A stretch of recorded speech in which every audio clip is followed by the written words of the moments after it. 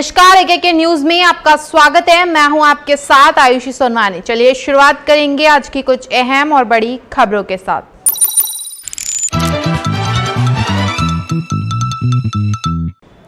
खेल रत्न पुरस्कार के नाम परिवर्तन पर नरेंद्र मोदी ने किया ट्वीट।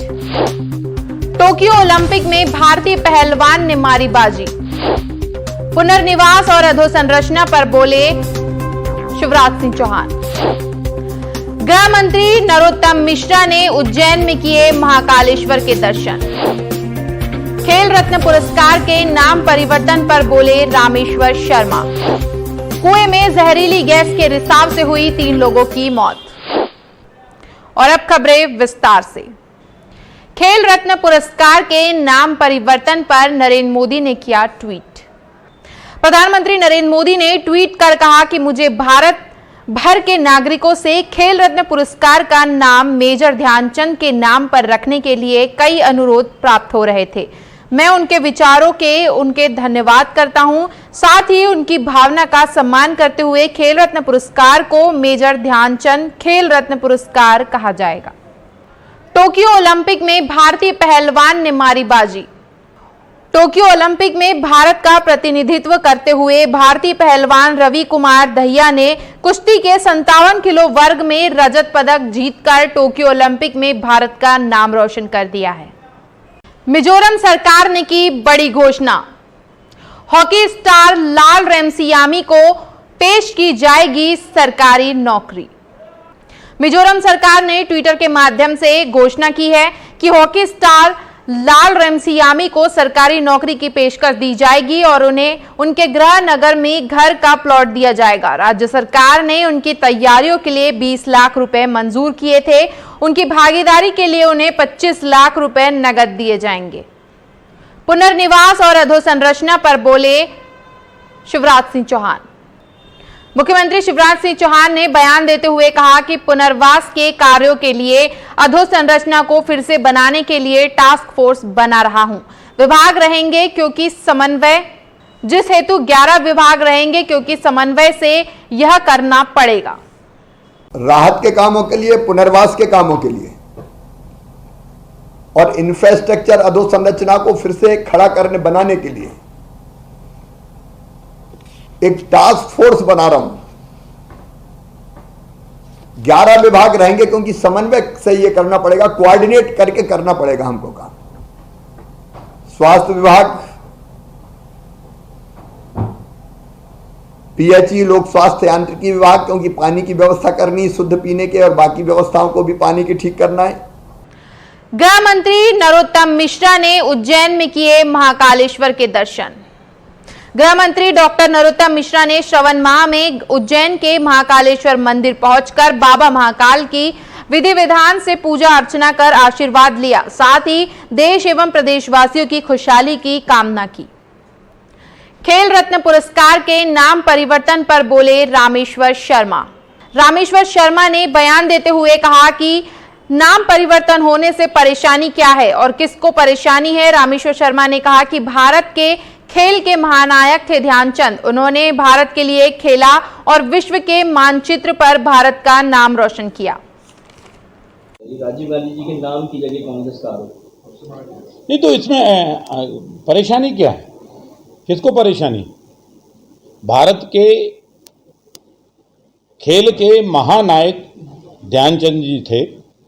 उनने भारत के लिए खेला, भारत की संप्रभुता को खेल जगत के विश्व के मानचित्र पर प्रदर्शित किया।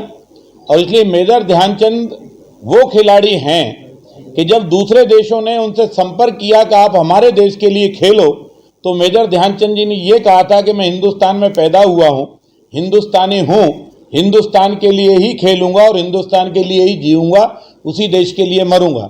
पूर्व मंत्री पीसी शर्मा का बयान, कहा आज लिखूंगा प्रधानमंत्री को पत्र। पूर्व मंत्री पीसी शर्मा ने बयान देते हुए कहा कि आज प्रधानमंत्री नरेंद्र मोदी को पत्र लिखने वाला हूं, जिसमें उनसे मांग करूंगा कि अडानी और अंबानी को महिला और पुरुष हॉकी टीम की देखरेख की जिम्मेदारी सौंपी जाए और 4 साल तक उनकी जरूरतों पर जो भी खर्च हो वह अडानी और अंबानी के द्वारा वहन किया जाएगा। पीसी शर्मा ने कहा कि मोदी जी ने लंबे समय तक अडानी और अंबानी को फायदा दिया है, अब उन पर भार डालने का समय आ गया है।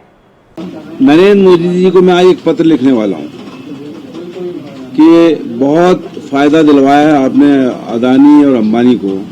एक टीम हॉकी की अडानी को सौंप दीजिए और एक अंबानी को, कि इसको ये 4 साल तक, और बीच में भी वर्ल्ड कप आने वाला, इनको पूरी देखरेख करें, इनकी पूरी वो करें, इनकी जो भी आवश्यकताएं उनको पूरी करें और 4 साल तक इनकी ट्रेनिंग चलती रहे और अडानी अंबानी पे इसका भार डाल दो। कैबिनेट बैठक पर बोले पशुपालन मंत्री। पशुपालन मंत्री प्रेम सिंह पटेल ने जानकारी देते हुए बताया कि मध्य प्रदेश के ग्वालियर चंबल विभाग में प्राकृतिक आपदा से हुए नुकसान के बाद आज राजधानी भोपाल में नुकसान का आकलन व सर्वे कर जल्द ही हितग्राहियों को राहत राशि देने पर विशेष कैबिनेट बैठक बुलाई गई है। कैबिनेट के बाद चर्चा करते हुए उन्होंने बताया कि मुख्यमंत्री शिवराज सिंह चौहान की अध्यक्षता में यह बैठक संपन्न हुई है। माननीय मुख्यमंत्री जी ने भरपूर सहयोग करने का बोला है और भरपूर सहयोग करेंगे। जो भी नुकसान हुआ है, मकान है मकान बना के देंगे, रोड खराब हुआ है रोड बना के देंगे। ये सभी मतलब जो घटना घटी है उसको सरकार पूरी तरह से सहयोग करेगा। कुएं में जहरीली गैस के रिसाव से हुई 3 लोगों की मौत। भिंड के ग्राम पारा में कुएं में जहरीली गैस के रिसाव से 3 लोगों की मौत हो गई। इस गैस रिसाव में भूरे, बशारत और हनीफ की मृत्यु हो गई। घटना की सूचना मिलते ही पुलिस ने तत्परता दिखाते हुए 2 घंटे के भीतर तीनों मृतकों को 30 फीट गहरे कुएं से बाहर निकाला। तीनों मृतक एक ही परिवार के सदस्य थे। जांच में पता चला कि कुएं में जहरीली गैस का रिसाव हो रहा था। प्रधानमंत्री गरीब कल्याण अन्न योजना कार्यक्रम पर बोले खाद्य मंत्री। खाद्य मंत्री बिसाहू लाल सिंह ने जानकारी देते हुए बताया कि मध्य प्रदेश में प्रधानमंत्री गरीब कल्याण अन्न योजना का आयोजन किया जा रहा है। इस कार्यक्रम में प्रधानमंत्री नरेंद्र मोदी द्वारा संबोधित किया जाएगा। वहीं मुख्यमंत्री शिवराज सिंह चौहान ने मंत्रिपरिषद की बैठक से पहले मंत्रियों को संबोधित करते हुए कहा कि 7 अगस्त को प्रदेश में आयोजित होने वाला प्रधानमंत्री गरीब कल्याण अन्न योजना कार्यक्रम राज्य शासन का महत्वाकांक्षी कार्यक्रम है। अन्न योजना का मुख्य उद्देश्य ये है, जो गरीबी रेखा के नीचे पात्र हितग्राही हैं, जिनको राशन नहीं मिल रहा था, हमने अपने विभाग की ओर से सर्वे कराया तो हमने देखा कि करीब 45 लाख ऐसे परिवार हैं जिनका कार्ड न बनने के कारण, सर्वे न होने के कारण उनको राशन नहीं मिल रहा था। बढ़े हुए बिजली दरों के खिलाफ कांग्रेस कार्यकर्ताओं ने किया विरोध प्रदर्शन। सारनी में कांग्रेस कार्यकर्ताओं द्वारा बढ़ी हुई बिजली दरों, बिलों में अनियमितताओं के साथ साथ किसानों की संपत्ति कुर्क करने के विरोध में विरोध प्रदर्शन किया गया। बता दें, यह प्रदर्शन भगवान जागृत के नेतृत्व में किया गया था व मध्य प्रदेश विद्युत वितरण कंपनी के अधिकारी को राज्यपाल के नाम पर ज्ञापन भी सौंपा गया है। इस वक्त की खबरों में फिलहाल इतना ही। आगे की खबरों के लिए बने रहिए हमारे साथ और मुझे दीजिए इजाजत। नमस्कार। जैसा कि आप सभी जानते हैं, कोरोना का खतरा अभी भी हमारे बीच मंडरा रहा है। ये सिर्फ हमारे प्रदेश के लिए नहीं बल्कि हमारे देश के लिए बहुत बड़ा संकट है। कोरोना अभी पूरी तरह से गया नहीं है। कोरोना का डेल्टा प्लस वेरिएंट आज भी हमारे बीच मौजूद है और कहीं ना कहीं इससे खतरा पूरे देश को बना हुआ है। AKK न्यूज आपसे दरख्वास्त करता है, आवश्यक कार्य हो तभी घर से बाहर निकले। मास्क का उपयोग अभी भी आपको करना है और सैनिटाइजर का उपयोग भी आपको करते रहना है। साथ ही सरकार की कोरोना गाइडलाइन को अभी भी आपको फॉलो करना है, क्योंकि सतर्कता ही बचाव का सही उपाय है।